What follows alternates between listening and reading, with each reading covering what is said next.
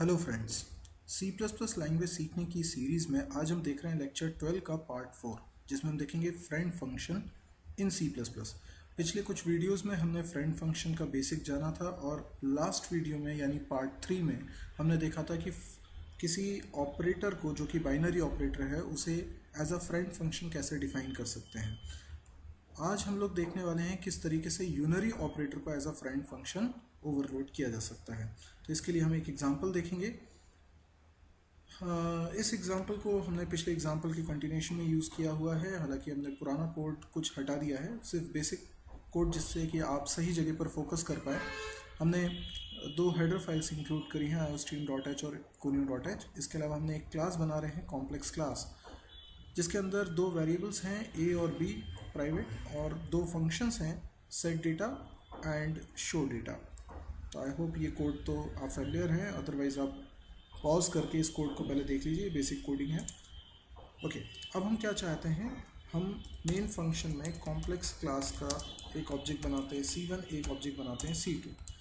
हमने लिखा c1 dot set data ताकि हम c1 के अंदर वैल्यूज़ रख सकें। तो देखिए, हमने c1 डॉट सेट डेटा लिखा, तो c1 के लिए सेट डेटा फंक्शन चला, 3 4 c1 के a और b में स्टोर हो गए।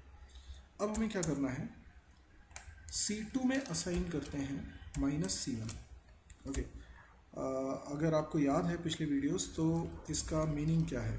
इसका मीनिंग ये है कि c1 ने अपने एक फंक्शन को, जिसको अपन ऑपरेटर बोल रहे हैं, ऑपरेटर को जिसका नाम है माइनस, कॉल किया और उसमें कोई आर्गुमेंट पास नहीं किया।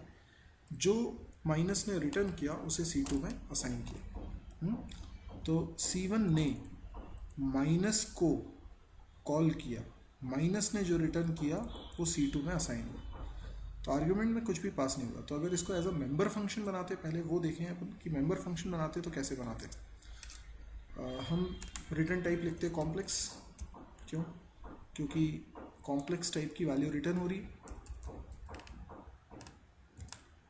आप देख सकते हैं यहाँ से जो रिटर्न होगा, माइनस जो रिटर्न करेगा वो c2 में जाएगा। c2 में तभी जाएगा जब कॉम्प्लेक्स टाइप की वैल्यू रिटर्न करेंगे। ऑपरेटर माइनस, कोई आर्गुमेंट नहीं, इसके अंदर एक टेम्प नाम का ऑब्जेक्ट बनाया। टेम्प के a में असाइन करेंगे माइनस ऑफ a और टेम्प के b में असाइन करेंगे माइनस ऑफ b। नेगेशन कर दिया सिंपली। कॉलर ऑब्जेक्ट के a और b में जो वैल्यू रखी थी उसका माइनस हुआ। कॉलर ऑब्जेक्ट का a है, कॉलर ऑब्जेक्ट का b, उसका माइनस हुआ और टेम्प के a और b में चले गए। तो अगर कॉलर ऑब्जेक्ट में हमने रखा है 3 4, तो इधर हो जाएगा -3 -4। तो टेम्प के अंदर आ गया -3 -4। इसको रिटर्न करा दीजिए। ये जो रिटर्न हुआ ये कहाँ जाएगा, c2 में असाइन हो जाएगा। लेकिन अब हम इसे एज अ फ्रेंड फंक्शन बनाना चाहते हैं, तो ये जो कोडिंग है इसको मुझे यहाँ से हटाना पड़ेगा, क्योंकि फ्रेंड फंक्शन मेंबर फंक्शन तो होगा नहीं इस क्लास का। इस क्लास का फ्रेंड है तो इसके बाहर डिफाइन होगा। तो इसको मैं कोड को हटा देता हूँ। तो अब मैं इसको डिक्लेयर करता हूँ। अब आप इसको एक्सप्लेन करिए, पहले तो इस लाइन को एक्सप्लेन करिए, उसी से हमें समझ में आएगा। अब हम ये नहीं कहेंगे कि c1 ने माइनस को कॉल किया। क्यों? क्योंकि अब फ्रेंड फंक्शन बना रहे हैं माइनस को, तो कोई कॉलर ऑब्जेक्ट तो होगा नहीं इस फ्रेंड फंक्शन का, क्योंकि वो इस क्लास का मेंबर नहीं होगा। तो हम ऐसा नहीं बोलेंगे कि c1 ने माइनस ऑपरेटर को कॉल किया। हम कहेंगे माइनस ऑपरेटर कॉल हुआ और उसमें c1 as an argument pass हुआ। तो जब यूनरी ऑपरेटर को as a member function define किया जाता है तो कोई आर्गुमेंट पास नहीं करते, जो एकमात्र ऑपरेंड चाहिए वो कॉलर ऑब्जेक्ट के रूप में मिल जाता है। लेकिन अगर यूनरी ऑपरेटर्स को आप as a friend function define करते हैं, तो क्योंकि उनका कोई कॉलर ऑब्जेक्ट नहीं है, तो जो पहले का भी कॉलर ऑब्जेक्ट हुआ करता था उसे भी अब आर्गुमेंट के तौर पे पास करना होगा। तो जो एकमात्र आर्गुमेंट इसमें पास हो रहा है वही ऑपरेंड इस माइनस को चाहिए। तो c1 मैंने पास किया, तो माइनस कॉल हुआ, c1 उसमें पास हुआ और जो रिटर्न किया वो c2 में असाइन हुआ। तो देखिए यहाँ पर हम कैसे डिक्लेयर करेंगे। फ्रेंड कीवर्ड लिखा, रिटर्न टाइप लिखा कॉम्प्लेक्स, ऑपरेटर माइनस और एक आर्ग्यूमेंट कॉम्प्लेक्स टाइप का मेंशन कर दिया। अब इसी चीज़ को आप बाहर डिफाइन करते हैं, तो कैसे डिफाइन करेंगे, हम लिखते हैं रिटर्न टाइप कॉम्प्लेक्स ऑपरेटर। कोई मेंबरशिप लेबल मत लगाइएगा, क्योंकि फ्रेंड फंक्शन इस क्लास का मेंबर नहीं है और मेंबरशिप लेबल केवल मेंबर्स के लिए लगाए जाते हैं। ऑपरेटर माइनस कॉम्प्लेक्स, नाम ले लेता हूँ एक्स, कैपिटल एक्स। तो कैपिटल एक्स में क्या है, C1 की वैल्यू आ गई होगी, कॉम्प्लेक्स टेम्प नाम का एक ऑब्जेक्ट ले लिया, टेम्प के ए में असाइन करते हैं माइनस ऑफ। अब यहाँ सिंपली ए नहीं लिख सकते क्योंकि इस फंक्शन का कोई कॉलर ऑब्जेक्ट नहीं है, तो ए किसका माना जाएगा, इसलिए हम लिखेंगे x dot A. X C1 को रिप्रेजेंट कर रहा है, temp dot B assign minus of X dot B. Return करें टेम्प की वैल्यू, ये बन गया हमारा फंक्शन। अभी इसको टेस्ट करने के लिए हम एक बार चला के भी देख लेते हैं। हमने रन किया,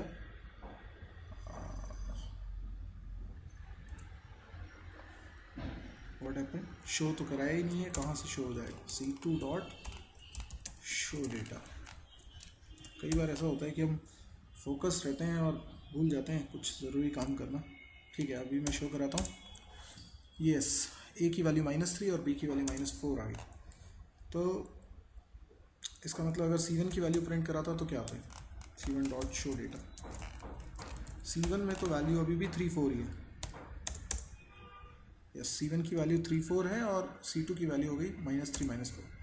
तो ये हमने देखा कैसे हम यूनरी ऑपरेटर को as a friend function define कर सकते हैं। मैं एक बार फिर बोलता हूँ, किसी भी ऑपरेटर को अगर मेंबर फंक्शन के तौर पे डिफाइन करेंगे तो जितने आर्गुमेंट पास करने पड़ते हैं उससे एक ज़्यादा आर्गुमेंट पास करने पड़ेंगे यदि उसी फंक्शन को एज अ फ्रेंड फंक्शन बनाया जाएगा, क्योंकि पहले जो कॉलर ऑब्जेक्ट हुआ करता था उसे अब एज अ आर्गुमेंट बनाना पड़ेगा। तो आपको समझ में आया है यूनरी ऑपरेटर को कैसे ओवरलोड किया जाता है एज अ फ्रेंड फंक्शन। यदि वीडियो पसंद आया हो तो इसे लाइक करिए। कुछ पूछना है या कुछ आप कहना चाहते हैं इस वीडियो के बारे में तो आप कमेंट कर सकते हैं, आप शेयर भी कर सकते हैं अपने दोस्तों के साथ, और इस चैनल को सब्सक्राइब करना बिल्कुल ना भूलिएगा। इसके पहले भी काफ़ी सारे वीडियोस अपलोडेड हैं, आप उनको भी देख सकते हैं, और कुछ नए वीडियोस अभी आगे और भी अपलोड होंगे जिसकी जानकारी आपको मिलती रहेगी यदि आप इस चैनल को करते हैं सब्सक्राइब। Thank you.